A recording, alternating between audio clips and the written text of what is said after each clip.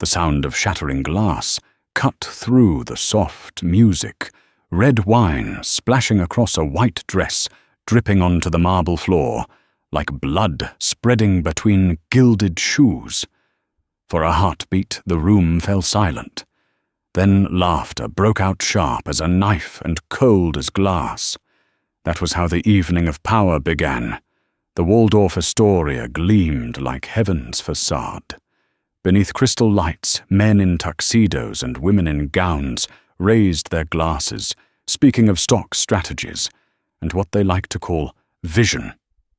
Among them stood Amara Lewis, 38 years old CEO of Lewis Technologies, a tall black woman with posture straight as a blade, walking like someone who knew exactly what she was worth. She did not belong there, yet she made the place belong to her. That night she was the centerpiece.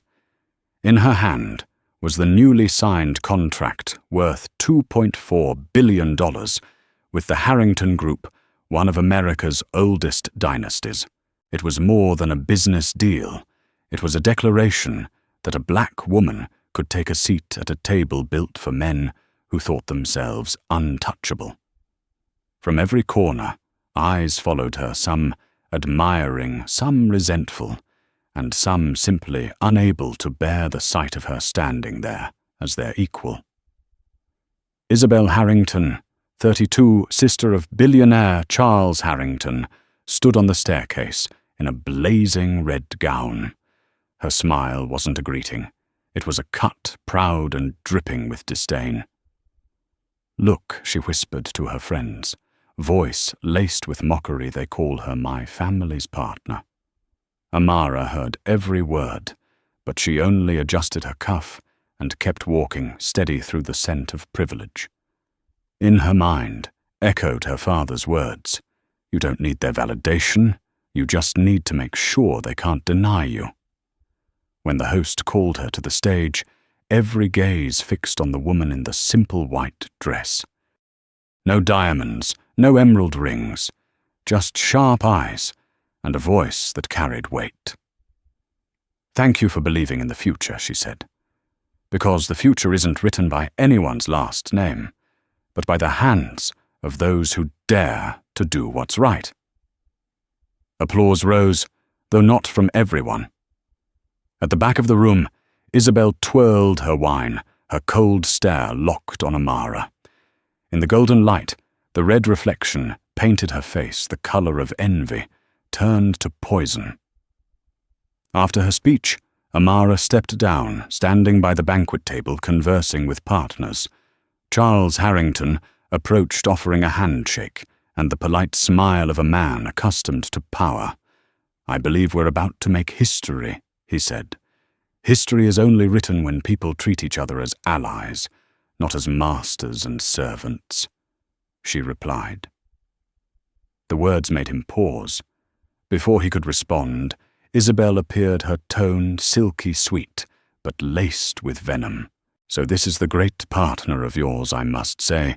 You have a very particular taste." A polite smile touched Amara's lips. "And I have particular standards." The air tightened. Isabel's eyes narrowed, her fingers tightening around the stem of her glass.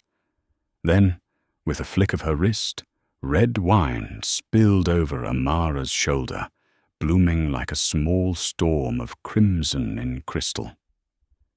Gasps filled the room, followed by the rapid flash of cameras, and then came laughter, the expensive laughter of people who thought cruelty was entertainment. Amara said nothing. She didn't wipe the wine, didn't shout, didn't flinch. She simply looked at Isabel, a gaze so calm it was terrifying. "Oh, my apologies," Isabel said, feigning innocence. "I didn't see you standing there. You blend in so easily." Laughter rippled again. A man tried to suppress a grin. A woman covered her mouth, eyes gleaming with complicity. Inside Amara there was no rage, only silence, heavy as a brewing storm. She looked around and saw the same people who had shaken her hand hours earlier, now looking away. The truth was bare. Their power was built on the humiliation of others. Her chest tightened, but her hands were steady. She pulled out her phone, her fingers gliding across the screen, dialing a single number. Her voice, barely above a whisper, carried the weight of a command. Execute the clause. The words were clean, precise, and final. Isabel raised an eyebrow. "Oh, calling your assistant for a change of clothes?" Amara lifted her chin slightly, her eyes burning under the chandelier. "No," she said evenly. "I'm calling your future." From across the room, Charles sensed something wrong. His phone vibrated, screen lighting up with alerts. Voss Technologies terminates $2.4 billion contract with Harrington Group, effective immediately. The buzz spread like thunder. The room shifted from mockery to panic. Isabel froze, her hand trembling so hard she spilled what little wine remained. Charles stepped closer, his voice low and tense. "Amara, is this some kind of joke?" "No," she replied calmly. "You just witnessed the true cost of arrogance." In that instant, every laugh died. They looked at her no longer as an outsider, but as a storm changing direction. She lifted her own glass, meeting Isabel's stunned gaze. "Red wine doesn't stain my dress," she said, "but your contempt just stained your family name." Then she set her glass down, light as the closing note of a symphony. The room sank into silence. The only sound left was the drip of wine on marble gleaming under the chandelier, like a blade catching light. That night, as her car glided through Manhattan's lights, her assistant asked softly, "Do you feel satisfied?" Amara shook her head, eyes distant. "No," she said, "I feel sad because they still don't understand that real power isn't in who spills the wine, on whom it's in. The one who still stands tall while drenched in it." The car drove on, leaving behind a world that believed itself untouchable until it met a woman who didn't need to be respected, only to be impossible to disrespect. No one in that room immediately understood what had just happened. 1 second earlier, they were laughing at the humiliation of spilled wine. The next, every phone in their hands lit up at once, ringing, vibrating as if the entire world had shifted its axis. The line flashing across hundreds of screens froze every laugh in place. Breaking news: Lewis Technologies terminates the $2.4 billion contract with Harrington Group, effective immediately. Isabel's wine glass slipped from her fingers, shattering sharply against the marble floor. She stood motionless, eyes wide, staring at Amara, the woman she had just tried to humiliate, now standing calmly in the center of the room, as if she had been orchestrating the entire game all along. Charles Harrington stepped forward, his face pale. His phone kept flashing with new notifications. "Investor alert, board emergency call. Stock drop 8%. His voice caught in his throat. "Amara, this is a mistake, right? Maybe your communications team misunderstood your instruction." Amara turned toward him, her eyes gleaming like a blade under golden light. "There is no mistake," she said, each word, deliberate and steady. "You and your board violated the ethics clause in our contract. I am simply enforcing what both sides agreed to." The words landed like a hammer hitting stone. The room fell silent. Isabel's mouth opened, trembling as she stammered, "You can't do this, not over a glass of wine." Amara tilted her head slightly, her voice low and razor-sharp. "You're mistaken. I didn't end the contract because of the wine. I ended it because of the attitude that spilled it. One small act reveals a much bigger culture." Around the tables, phones kept vibrating. A few investors glanced at their portfolios, their faces draining from pink to paper white. A man in a grey suit whispered to his companion. Their stock just lost nearly $500 million in 10 minutes. Charles tried to steady his breath, his tone cracking between reason and pleading. Amara, we can discuss this privately. I admit my sister went too far. I'll have her apologize. Don't destroy this project over something so small. Amara looked at him, her expression not angry, just deeply disappointed. Something small, she repeated, arching an eyebrow. If a slap to someone's dignity is considered something small, then that's exactly why you no longer deserve this project. Isabel swallowed hard, her face drained of color. She opened her mouth to speak, but Charles raised his hand to stop her. The room felt airless, filled only with the faint clinking of glasses and the desperate clicks of cameras still trying to capture the chaos. Amara set her wine glass down on the table light as a final period ending a dynasty. In business, she said, not only contracts hold legal value. Respect is a clause too unwritten but mandatory. Then she turned and walked away. Each step rang through the marble like steel striking stone, and the crowd unconsciously parted to make way. Those who had laughed now lowered their heads, avoiding her gaze. A few younger women, those who had admired her from afar, watched her leave the fear in their eyes, transforming into awe. Outside the ballroom, under the sterile glow of backstage lights, Amara's assistant, Nathan Cruz, stood by his laptop. When he received the message, execute the clause, he didn't ask why. He simply entered the final 3 commands into the company's internal legal system. Within minutes, the entire legal, financial, and communications divisions of Lewis Technologies received the signal terminate contract, immediate action. Nathan looked up at the stock monitoring screen, watching lines of data turn red. He took a deep breath, a mix of shock and reverence in his eyes. She actually did it, he whispered. Back in the hall, chaos spread like a virus. Business journalists received leaks from inside sources and immediately began publishing. The first alert appeared on Twitter, then spread to CNN Business and Bloomberg. Within 5 minutes, the hashtag respect clause topped national trends. A black woman humiliated at a billionaire's gala had just responded by wiping billions from an empire with a single phone call.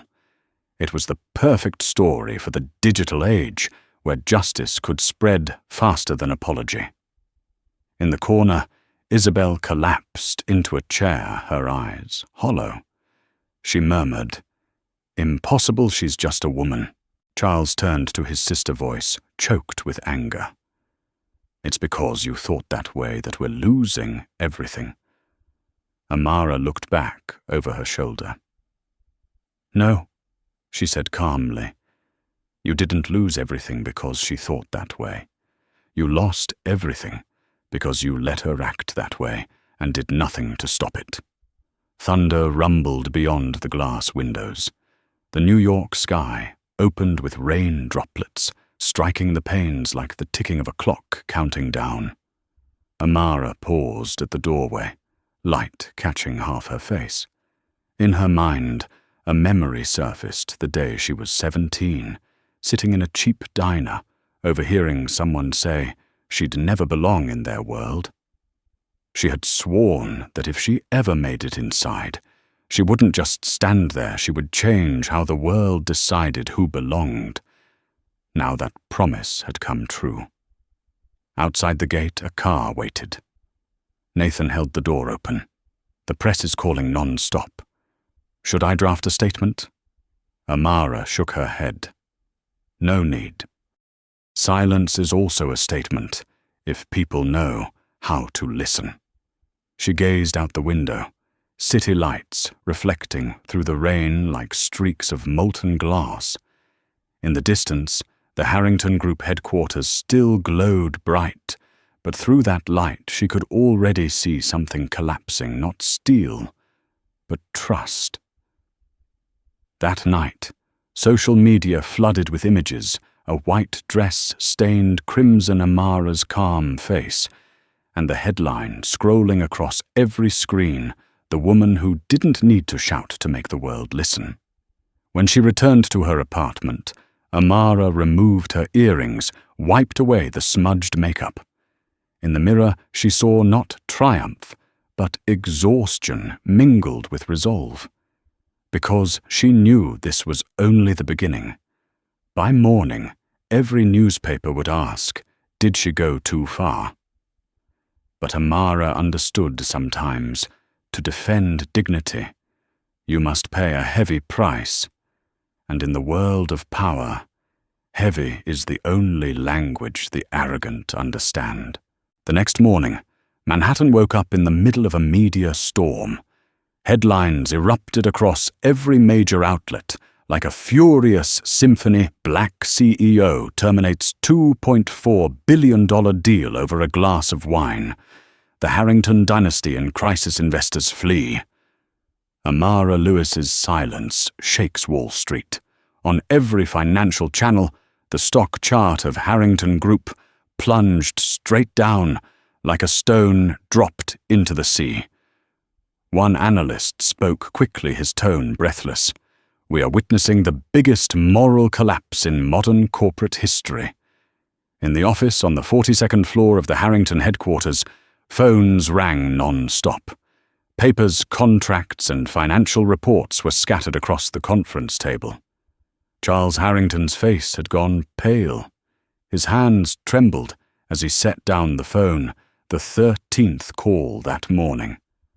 13 major shareholders demanding an emergency meeting. He buried his face in his hands, his voice hoarse. Just one night, and everything fell apart.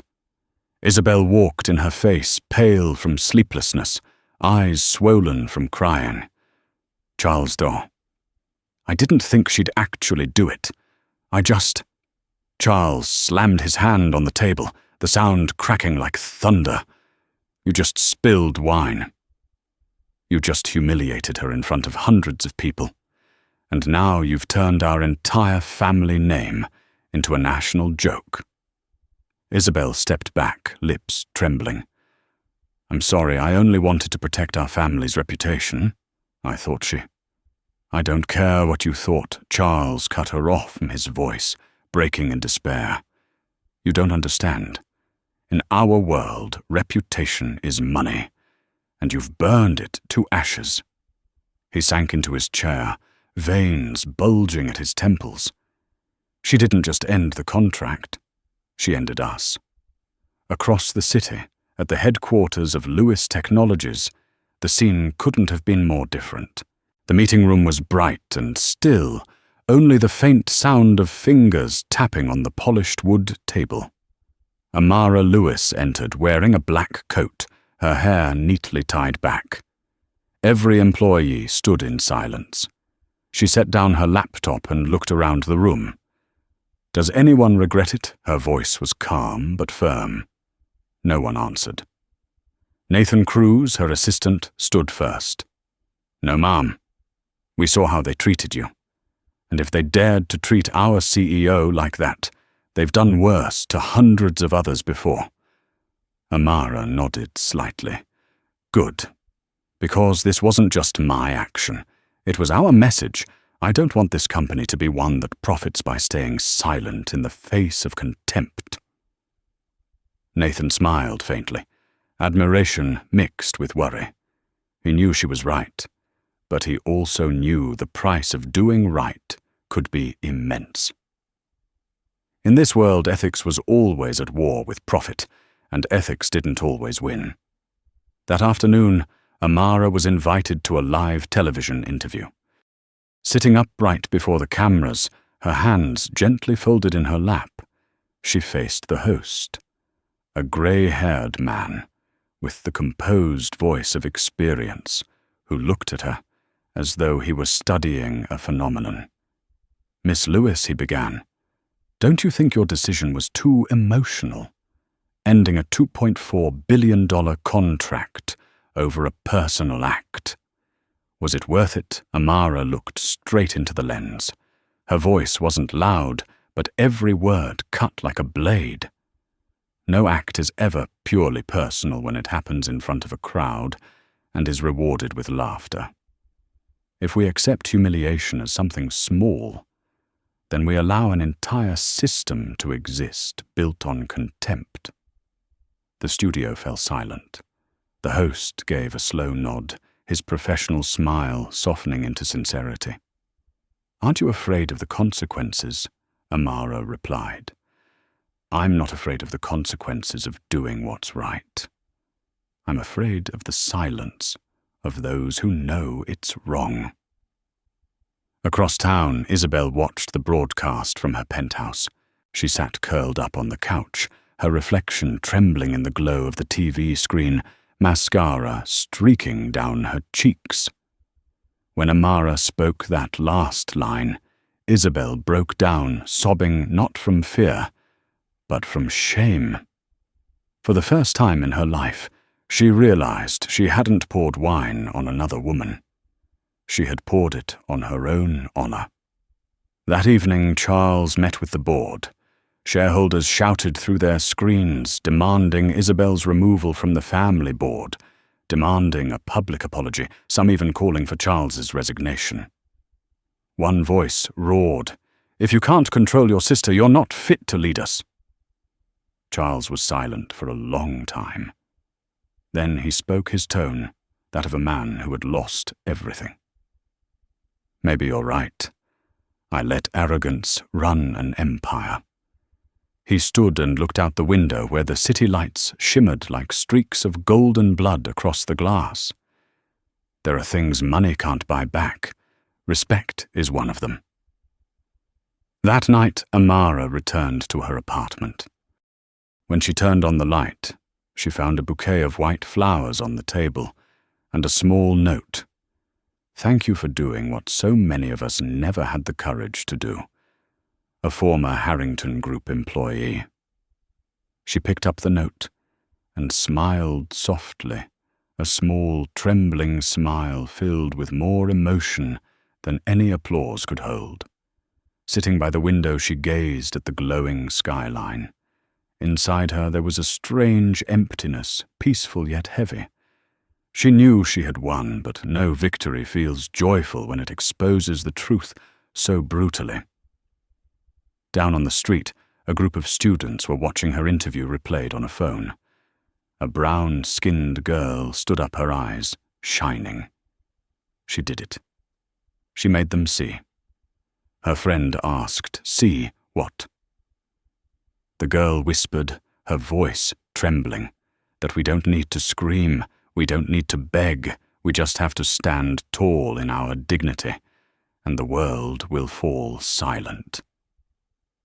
That night, New York glittered brighter than usual. Behind countless glass windows, thousands of people retold Amara's story, not just as news, but as a beginning. A symbol that even in an age ruled by money and reputation, there is still room for those brave enough to say no to disrespect. And as Amara closed her eyes, she found herself thinking, power doesn't crumble when money is lost. It crumbles when morality is gone. And when that happens, silence becomes the loudest sound of all. 3 days after the incident, the Waldorf Astoria still could not wash away the name Amara Lewis. The place that once symbolized prestige was now surrounded by reporters, flashing cameras, and a crowd of onlookers. It had all begun with a glass of wine, but it ended in a moral earthquake the financial world could not ignore. Across social media, the hashtag "Respect is Power" spread like wildfire.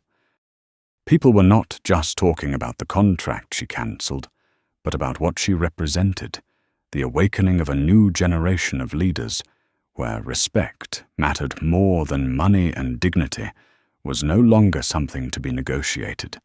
That evening, A charity gala still took place at the same hotel, the schedule too far set to cancel.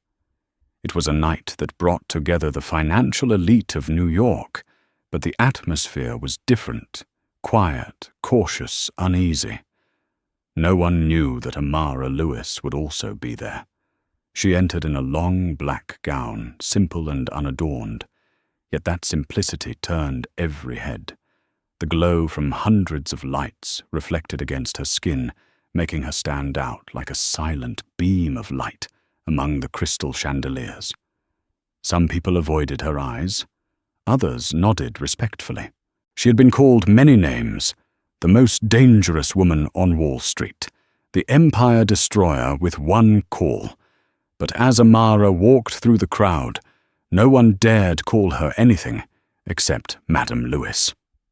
Across the room, Charles Harrington was speaking with reporters.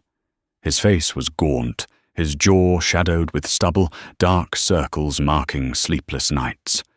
When he saw Amara, his heart sank. His feet wanted to move toward her, but pride and guilt held him back. Amara didn't look at him. She stopped before the stage where a microphone stood, a symbol of the right to speak. The room fell silent. Someone turned off the music. The lights dimmed until only one beam fell on the woman who had made the world debate the meaning of dignity.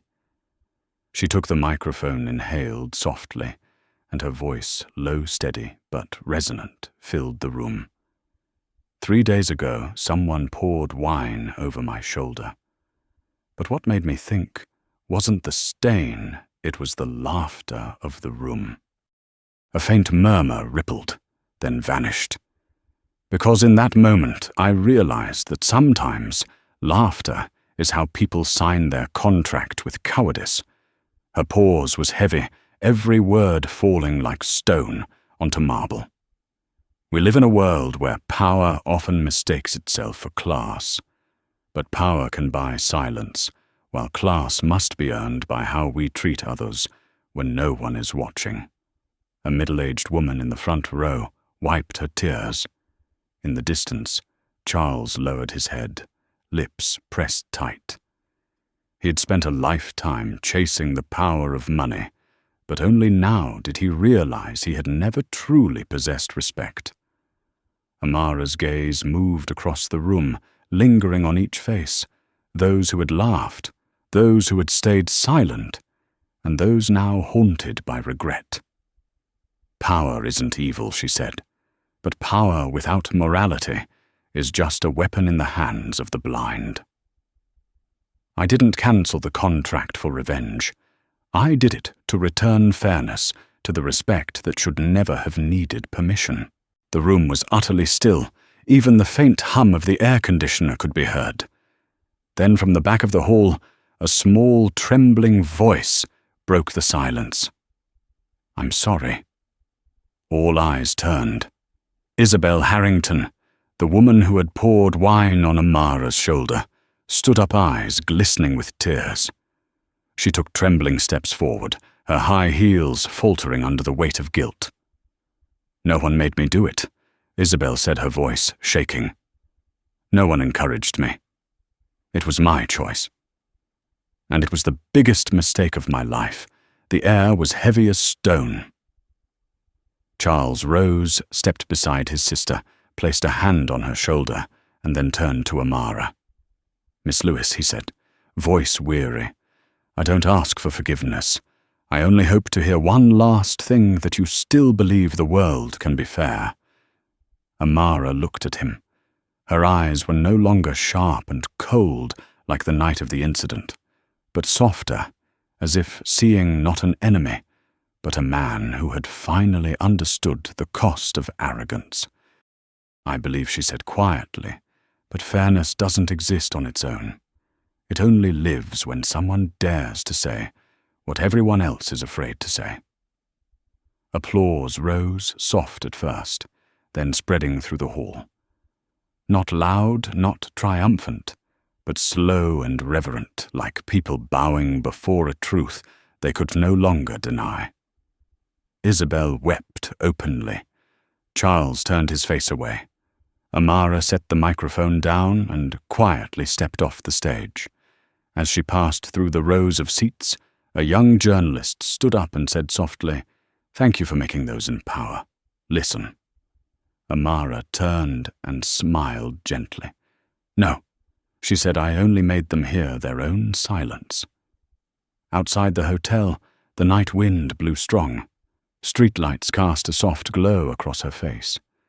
Nathan approached, opening the car door, but Amara didn't step in immediately.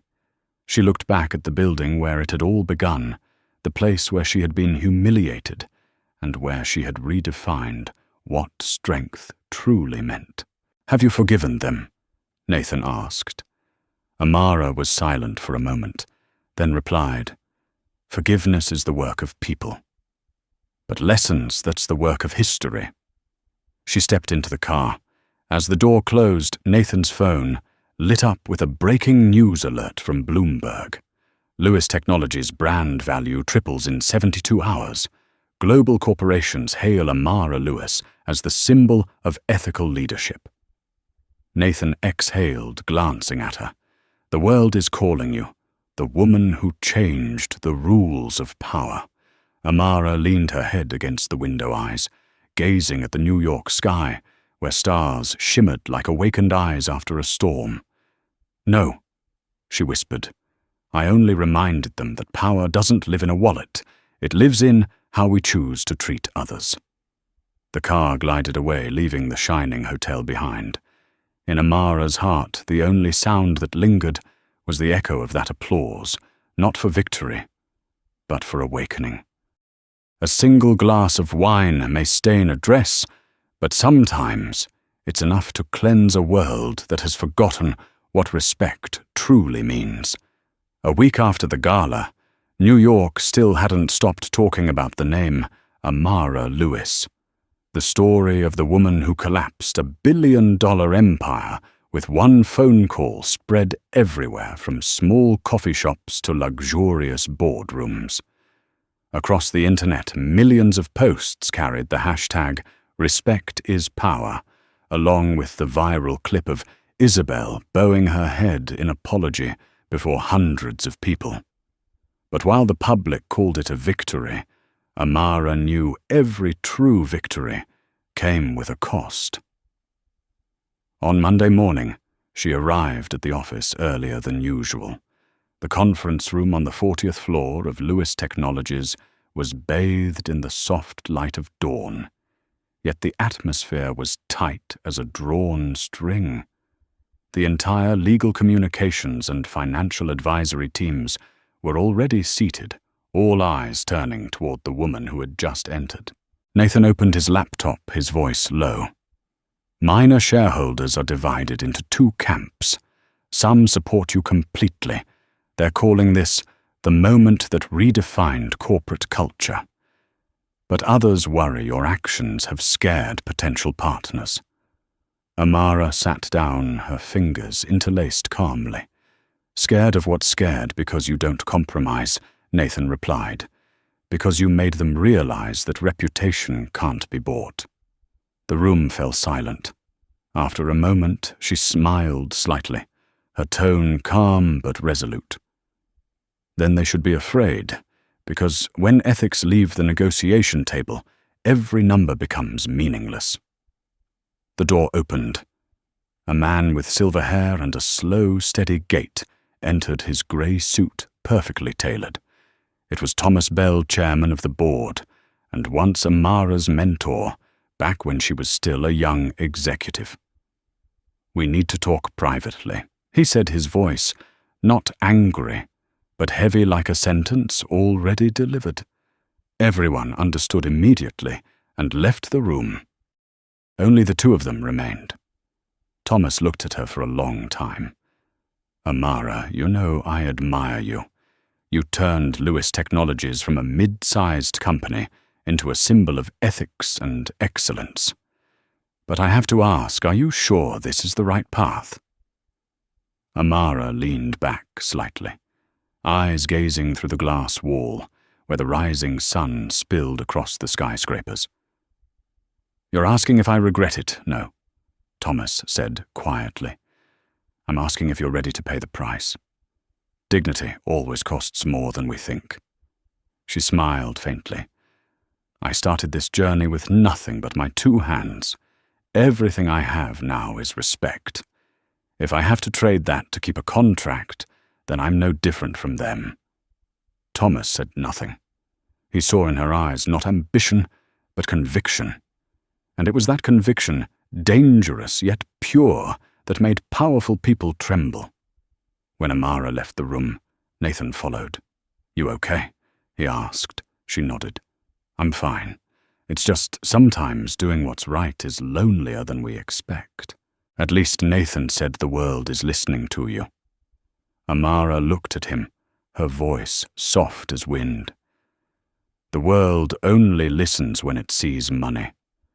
But if I can make them feel the reason behind it, then maybe for the first time, they'll listen with their hearts. That afternoon, she arrived at the headquarters of a major media network for an exclusive interview. The building was packed with journalists. The host, a well-known CNN business anchor, began with a loaded question. You know they say it takes only 1 second to destroy an empire, but a lifetime to build respect. How does it feel to be called the woman who made billionaires relearn manners? Amara smiled gently. I don't want them to relearn manners. I just want them to relearn how to be human. Applause erupted from behind the glass, genuine and loud. The host bowed her head, slightly moved by the moment. So what gave you the courage to do it? Amara answered slowly, every word deliberate. Because I used to be the one looked down on. I know what it feels like to be judged for your skin color, your gender, for your silence. But I also learned this when people underestimate you. It's not a reflection of your limits. It's proof of theirs. That answer went viral within hours. Thousands of women shared the video with the caption, "Thank you, Amara, for speaking for us." Meanwhile, at Harrington Group headquarters, the collapse continued without end. Shareholders withdrew funding. The stock kept plummeting. Several key partners publicly terminated contracts, citing ethical violations. Charles sat alone in his office, hands clasped before him. The walls, once covered with awards, were now bare frames. Isabel entered her face, drawn and weary. "I'm sorry," she said, her voice hoarse. "I destroyed everything you built." Charles didn't look at her. He only asked, "Do you know what the most frightening thing in our world is?" She stayed silent. He continued, voice heavy with sorrow. "It's not poverty. It's not failure. It's the moment you realize that the person you mocked was actually holding up a mirror to everything true about yourself." That night, Amara stood on the rooftop of her company's building. The wind was strong, carrying the scent of coming rain. Below her stretched the sea of Manhattan lights, shimmering and exhausted like the city itself. She closed her eyes, thinking of her journey from the girl who once worked in a small garage to the woman who dared to say no in a room full of power. Nathan stepped out, carrying 2 cups of coffee. "Breaking news," he said. "The Global Leadership Forum just invited you to deliver the opening address next month. Topic: Leading with Integrity." Amara chuckled softly.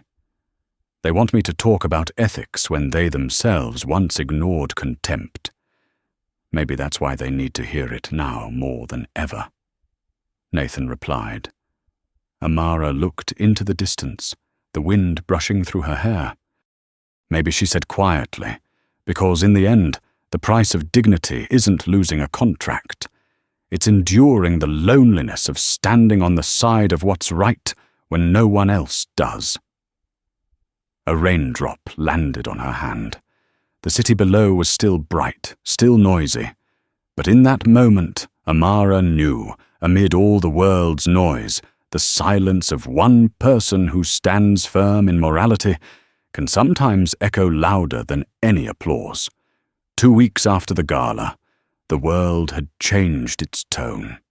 From skepticism, the public began to call Amara Lewis the symbol of a new era, a woman who did not use anger for revenge, but composure to make an entire system bow its head. But for Amara, glory was never the goal. She knew that when people praise you, it often means they've forgotten how long they once stayed silent in the face of someone else's pain. And in that silence, the forces she had shaken were beginning to strike back. That morning, Nathan rushed into her office, his face tense. "You need to see this," he said, placing a newspaper on the table. The front page of the Financial Herald carried a bold headline: "Amara Lewis Heroine, or Power Manipulator, Driven by Emotion." The article accused her of exploiting public sympathy to pressure business partners through media outrage, forcing them to bow to moral hypocrisy. At the bottom was a line that read, "A source close to the Harrington Group revealed." Amara read every word without changing expression. "How many shares?" she asked. 300,000 in just 2 hours, Nathan replied. "They're trying to twist the story." She nodded slightly. "I knew they would." "You're not going to respond?" Nathan asked. Amara smiled faintly. "People fear the truth only when they can't control it. I won't let them turn me into someone who's afraid, too." That afternoon, she stepped onto the stage of the Global Leadership Forum before thousands of business leaders from around the world. Cameras zoomed in on her face, calm, bright, unyielding, with a quiet fire in her eyes. Her first sentence silenced the entire room. "I'm not here to ask anyone to believe me. I'm here to remind everyone that ethics is not a public relations strategy." Murmurs spread, then faded as she continued. "When a black woman dares to say no to disrespect people, call it an emotional reaction. But when a white man shouts at his employees, they call it leadership. So ask yourselves, what are we really worshipping?" The stage lights gleamed in the eyes of those who once called themselves leaders of the free world. Many lowered their heads, unable to meet her gaze. Amara paused for a moment, then spoke softly. "Ethics isn't a medal you wear when cameras are watching. It's what you choose to keep when no one is." That sentence was shared millions of times within hours. At the press conference that followed, a reporter asked Miss Lewis, "The Harrington Group has just filed a lawsuit against you for unjustified breach of contract. Do you have a comment?" Amara looked directly into the camera, her voice cold and clear. "If defending dignity is called unjustified, then I'm ready to stand in court with the truth." Another reporter interjected, "Aren't you afraid of losing your reputation?" She smiled. "Reputation can be smeared. Character cannot." That answer spread across social media within hours, becoming a declaration. Meanwhile, across the city, Isabel Harrington sat in a lawyer's office, her eyes swollen from sleepless nights. She clutched the lawsuit papers in her hand, reading them for the 10th time. "Are you sure you want to do this?" the lawyer asked. Isabel looked down at the table, where a photo of her and Amara at the gala was still displayed on social media. In the photo, Amara's eyes were not angry, only disappointed, and that haunted Isabel more than any accusation ever could. She set the paper down. "No, I won't sue her. I'm going to apologize again, this time not in front of cameras, but in front of myself." The lawyer stared at her, surprised. "You understand this could destroy your family's last chance to restore its reputation." Right, Isabel's voice was soft but steady. "A reputation built on lies isn't worth saving. That afternoon, as Amara stepped out of the building after her press conference, she saw a familiar figure standing at the bottom of the steps. Isabel. No red dress, no jewels, just a woman in a simple coat holding an envelope. "What are you doing here?" Amara asked calmly. Isabel approached and bowed her head. "To give you this," she said, handing her the envelope. Inside was Isabel's resignation letter from the Harrington Group. "I can't keep representing something I once made others despise. I know I can't undo the harm I caused, but I can stop causing more." Amara was silent for a moment, then said, "You don't need my forgiveness, Isabel. You just need to forgive yourself." Isabel broke down. "How can you stay so calm? I humiliated you. I turned you into the target of so much hate." Amara smiled sadly. "Because I understand people only humiliate others when they haven't learned how to respect themselves." The two women stood in silence amid the city's noise, the wind carrying the sound of the crowd and blending it into another kind of silence, the silence of forgiveness. That night, Nathan visited Amara's apartment, carrying a bottle of white wine. "I thought you might want to celebrate. Today, your company just surpassed a valuation of $120 billion. Amara laughed. "White wine, not red. Red wine has become the symbol of tragedy," he joked, making her smile. They clinked glasses. In the warm light, Nathan looked at her and said softly, "You know, you've changed how people talk about power. It used to mean making others afraid. Now it means making them think." Amara gazed out the window where New York shimmered in lights. "I don't want to change how people talk about power," she said. "I just want to change how they use it." A breeze passed through, gently moving the white curtains. In the golden glow, Amara's face shone not that of a victor, but of someone who had found peace in the storm. She whispered as if to herself, "A true flame doesn't need a storm to burn. It only needs faith that it was born to light the way." And under that night sky, the light from her penthouse window reflected against the New York skyline like a small but steady lantern, unwavering and enduring, a symbol of strength, ethics, and dignity, reminding the world that true power bows only to humanity. Dawn had barely broken when the media storm began to rise.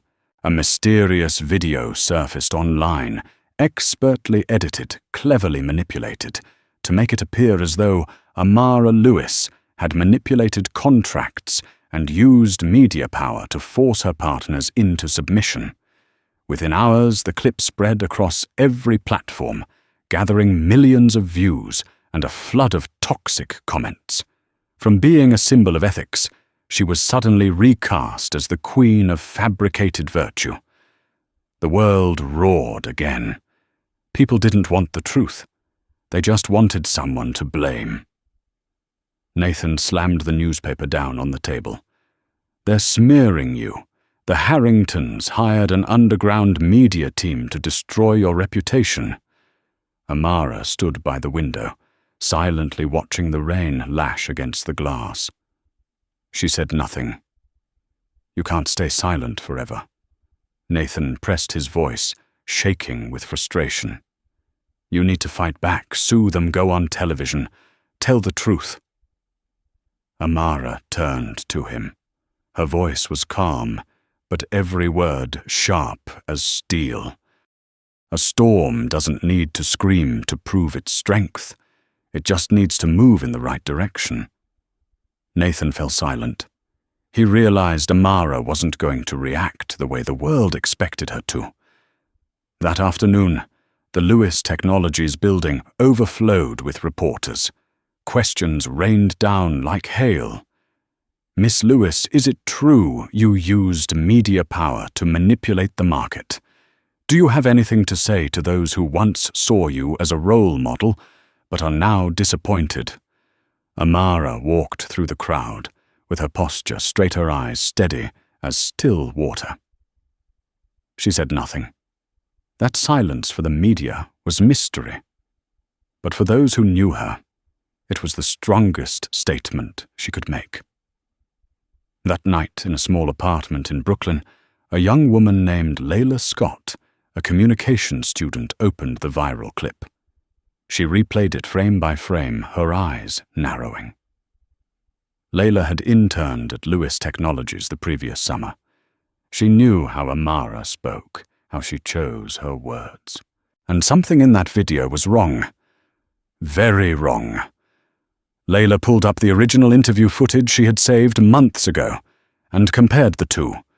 Within minutes, she discovered the truth. The viral clip had been doctored, with over 30 seconds of dialogue, edited out just enough to twist Amara's message into something sinister. Layla immediately uploaded the unaltered version, captioned, "I worked for her." I know she didn't say this. Here's the original. That small video. No ads, no sponsors, only sincerity spread faster than the lie. By morning, the hashtag Justice for Amara had reached #1 worldwide. People began to realize they had been manipulated. Technical experts confirmed the viral clip had been fabricated. The media company behind it, Silverline Media, was directly tied to an investment fund backed by Harrington Group and was now under investigation. And for the first time, the public wasn't angry. They were ashamed. At the same time, Charles Harrington sat in his office gripping a subpoena from the Securities Commission, sweat beading on his forehead. Isabel entered her face, pale. "Do you know what's happening?" she asked. Charles roared. "Of course I do. Someone leaked our funding contract with Silverline. The entire PR division is under investigation." Isabel froze. "Charles, stop. It's over." "No," he shouted, slamming his fist on the desk. "If we don't fight, she'll destroy us." Isabel's voice trembled. "No, Charles. She's not destroying anyone. She's just letting the world see the truth, and we're destroying ourselves because we're afraid of it." Charles stopped, his eyes wavering. For the first time, he understood that losing everything didn't come from being defeated, but from refusing to change. That same day, Amara appeared at the Women in Leadership Conference at Columbia University. She didn't read from a speech, didn't mention the scandal. Instead, she told a story. "When I was a child, I asked my mother, 'What if people hate me just because I'm different?' My mother said, 'Don't try to be like them. Make them want to be like you.'" The room fell silent. A young woman in the front row began to cry. A professor whispered, "That wasn't a speech. It was a prayer for integrity." Later that afternoon, Nathan entered her office with a smile. "The Corporate Integrity Commission just nominated you for the Ethical Visionary Award. The whole country's talking about your comeback." Amara smiled faintly. "I never went anywhere to call this a comeback." "But you've made the system bow," Nathan said. She shook her head. "I didn't make them bow. They just looked down long enough to see the cracks in themselves." Late that night, Isabel called. Her voice trembled through the phone. "Thank you for not exposing my name in the fake video case. I don't deserve that kind of grace."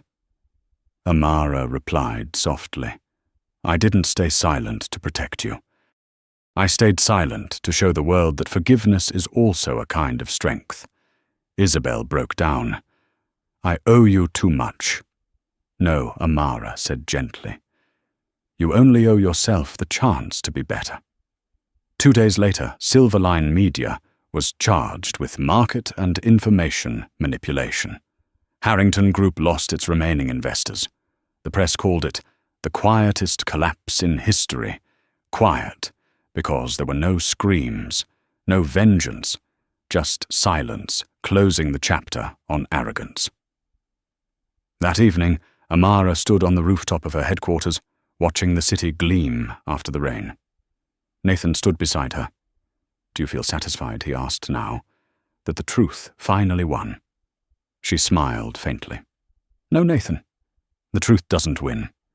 It simply appears slowly, quietly, like sunrise after a storm." He said nothing. The wind from the Hudson carried the scent of salt and rain, tangling softly in her hair. "What will you do next?" he asked. Amara gazed toward the horizon, glowing pink and gold. "I'll keep going," she said.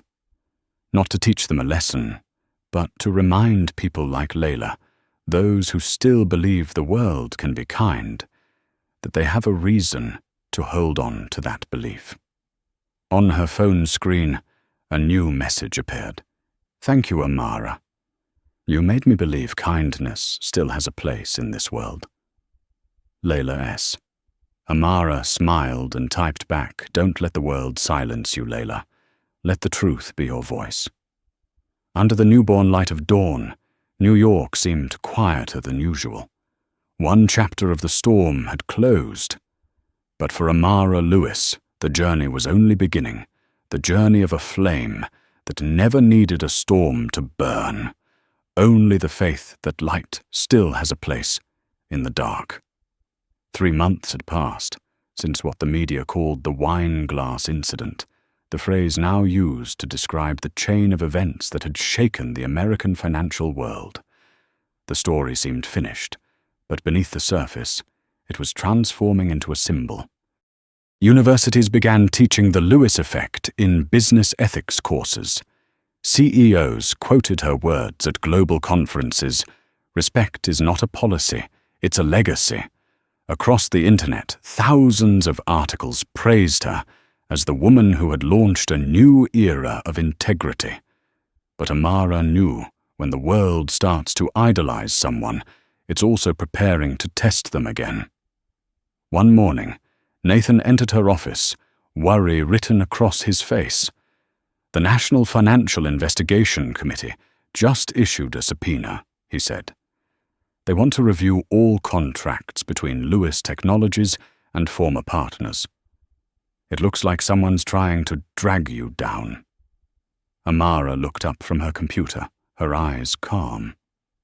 "We have nothing to hide. If they want to look, let them." "This is political," Nathan replied quietly. "Some major corporations don't want you to become too powerful a symbol. You make them nervous." She smiled slightly, her voice gentle but sharp. "Then they should be nervous, not because I'm powerful, but because I'm no longer afraid of them." The hearing took place in Washington, watched by the entire nation. Reporters crowded outside the building, hundreds of microphones pointed toward the woman, stepping out of the car with unwavering composure. Amara Lewis, in an ash-gray coat, her face free of heavy makeup, the beauty of truth doesn't need embellishment. Inside the hearing room, a committee member spoke coldly.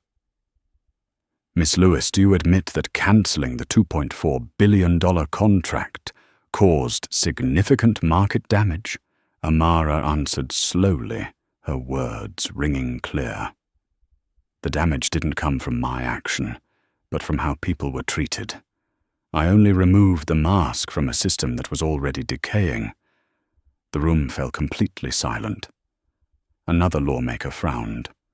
"Do you think perhaps you were too emotional, that you let feelings interfere with business?" She met his gaze steadily. "So emotions don't destroy corporations. Indifference does." The crowd held its breath. A camera panned across to a young congresswoman who gave a small nod, her eyes glowing with pride. The hearing lasted 8 hours. Finally, the conclusion was announced. No signs of legal violations or misconduct. Amara walked out into a storm of flashing lights.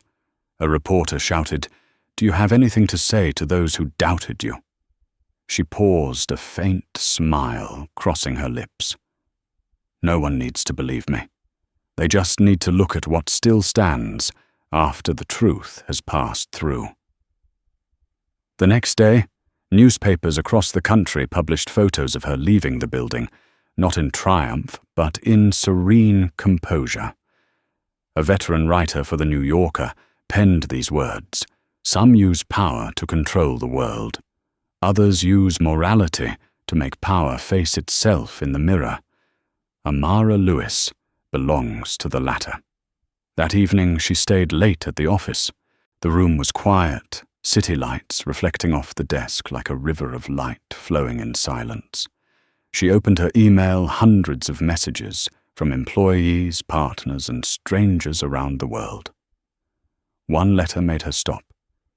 "You don't know me, but I was once rejected from a job interview because of my skin color. I almost gave up.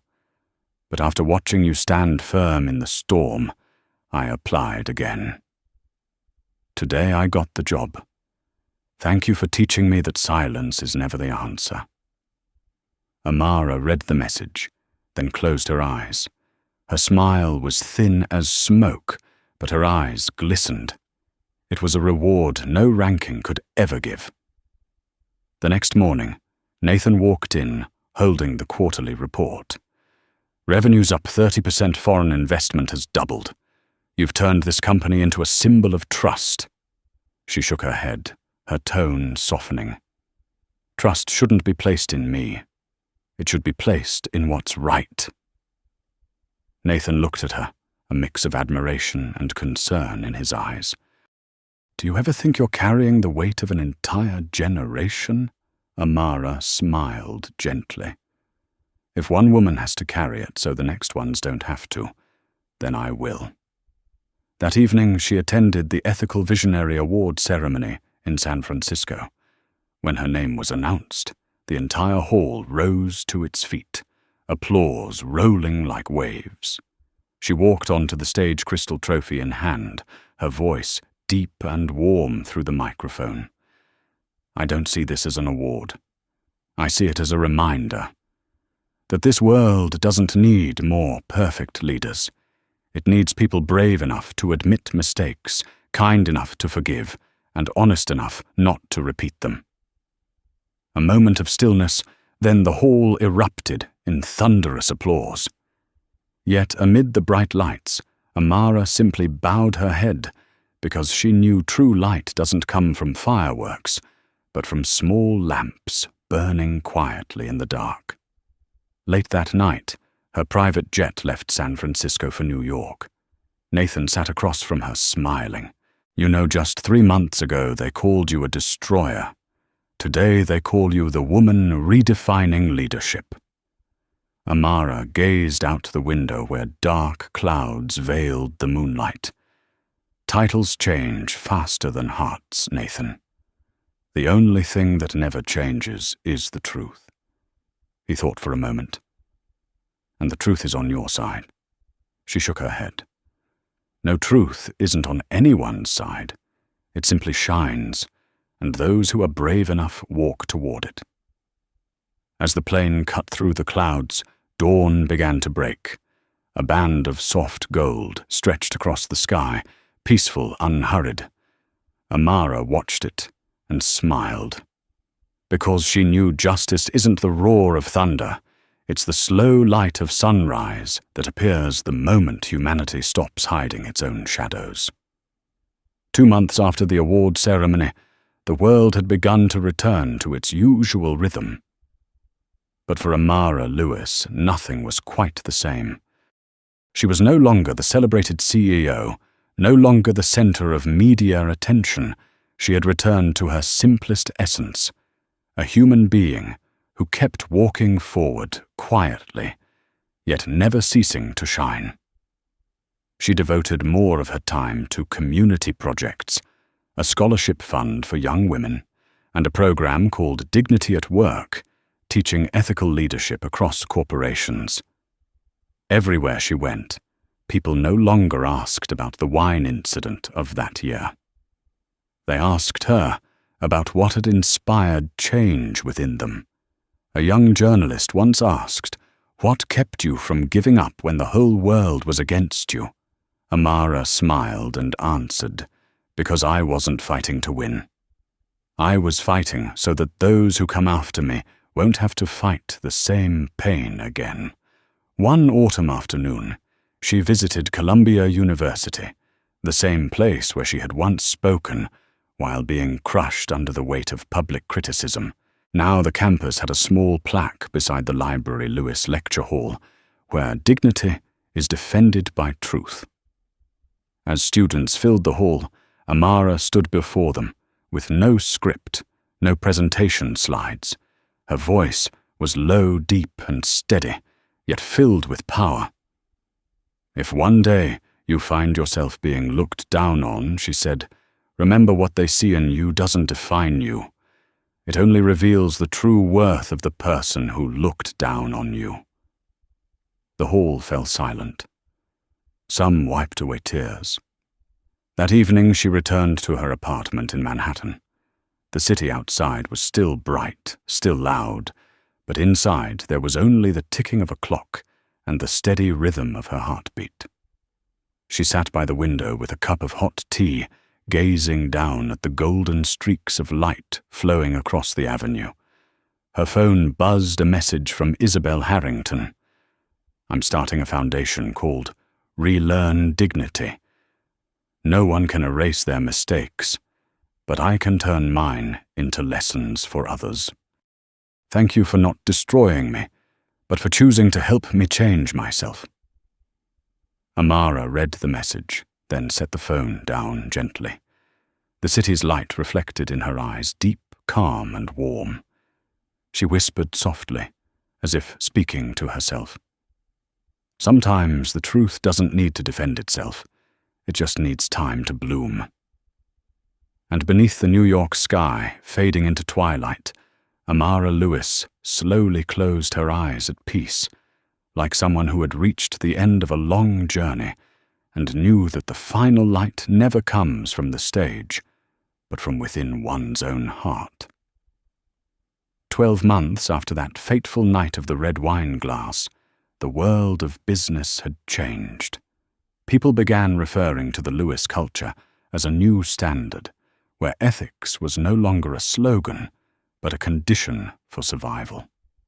Major corporations started adopting a respect clause in their contracts.